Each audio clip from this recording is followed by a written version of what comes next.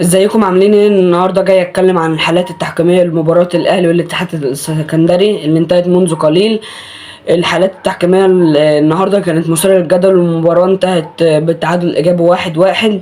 معانا النهارده 4 حالات، هناخد اول حاله مع بعض كده. ضربه جزاء للاتحاد السكندري غير محسوبه، تعالوا نشوف مع بعض هي ضربه جزاء ولا لا.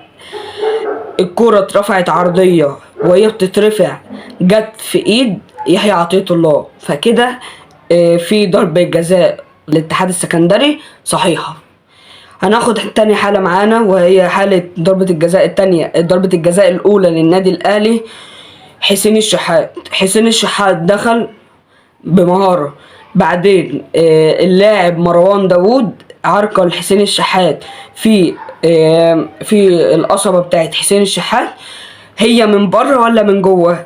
هي الاحتكاك بتاع مروان داوود، رجل مروان داوود كانت من جوه، وركبة رجل حسين الشحات من بره، بس ركبته اللي حصل فيها الاحتكاك كان من جوه.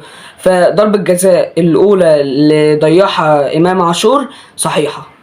هناخد تالت حالة معانا، وهي ضربة جزاء للأهلي أيضا في كورة كانت مثيرة للجدل، يعني متعددة الهجمات. هنشوف مع بعض دلوقتي.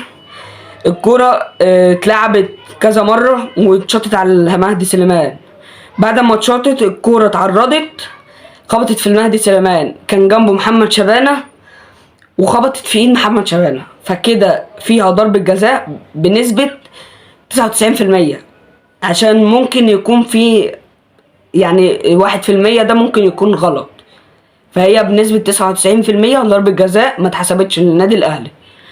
رابع حالة معانا، وهي ضربة الجزاء التانية للنادي الأهلي.